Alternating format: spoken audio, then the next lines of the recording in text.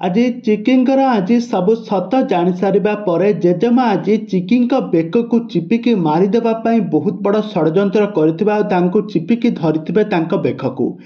ତେବେ ଦର୍ଶକ ବନ୍ଧୁ, ଏବେ ତୋରି ପାଇଁ ତୋ ପାଇଁ ସିରିଏଲ କାହାଣୀରେ ଆଗକୁ କ'ଣ ଆସିବ ନୂଆ ଟୁଇଷ୍ଟ, ତାହା ସବୁକିଛି ଜାଣିବା ପାଇଁ ହେଲେ ଆପଣମାନେ ଆମ ଚ୍ୟାନେଲ ସହିତ ଯୋଡ଼ି ହୋଇ ରୁହନ୍ତୁ।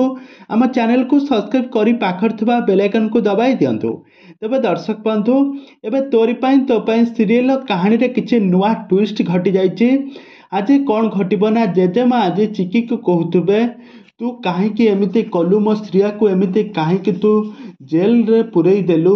ତାକୁ ତ ପ୍ରଥମେ ଜେଲରେ ପୁରେଇଥିଲୁ, ତାପରେ ତା ଦେହ ଖରାପ ହେବାରୁ ସେ ହସ୍ପିଟାଲରେ ରହିଲା, ଆଉ ଏବେ ତୁ ତାକୁ ମେଣ୍ଟାଲ ହସ୍ପିଟାଲକୁ ପଠେଇ ଦେଲୁ। ତୁ ଏମିତି କାହିଁକି କଲୁ? ତୁ ମୋ ପୁଅ, ତୁ ମୋ ନାତି ରାମକୁ ମଧ୍ୟ ଏମିତି ବହୁତ କିଛି ଷଡ଼ଯନ୍ତ୍ର କରିଛୁ। ତାପରେ ଚିକି କହିବେ ଜେଜେମା ତମେ ବୋଧେ ଏଠି ନଥିଲ, ନହେଲେ ସେ ମୋତେ ପୁରା ପାଗଳା ପରି ମୋତେ ଛୁରୀ ଧରିକି ଗୋଡ଼ଉଥିଲା ମାରିଦେବା ପାଇଁ, ଆଉ ମୁଁ ତାକୁ ମେଣ୍ଟାଲ ହସ୍ପିଟାଲ ପଠେଇ ନଥାନ୍ତି ଆଉ କ'ଣ ଏଠି ରଖିଥାନ୍ତି। ଆଉ ତମେ ତାକୁ ମୁହଁ ବଢ଼ଉଛ, ଯେତେବେଳେ ଯାହା ହେବ ତମେ ସବୁ ବୁଝିବ।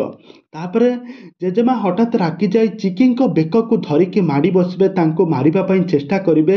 ତେବେ ଦର୍ଶକ ବନ୍ଧୁ, ଜେଜେମା ଏବେ କ'ଣ ଚିକିକୁ ମାରିଦେବେ କି? ନା ଏବେ କାହାଣୀରେ କ'ଣ ଆସିବ ନୂଆ ଟୁଇଷ୍ଟ? ଚିକି ଏବେ ପୁଣି ଥରେ କ'ଣ ଜେଜେମାଙ୍କୁ ଥାନାରେ ପୁରେଇବ କି? ନା ଆଗକୁ ଏବେ କ'ଣ ଆସିବ ନୂଆ ପରିବର୍ତ୍ତନ, ସବୁକିଛି ଜାଣିବା ପାଇଁ ହେଲେ ଆପଣମାନେ ଆମ ଚ୍ୟାନେଲ ସହିତ ଯୋଡ଼ି ହୋଇ ରୁହନ୍ତୁ। ଆମ ଚ୍ୟାନେଲକୁ ସବସ୍କ୍ରାଇବ୍ କରି ପାଖରେ ଥିବା ବେଲ୍ ଆଇକନକୁ ଦବାଇ ଦିଅନ୍ତୁ।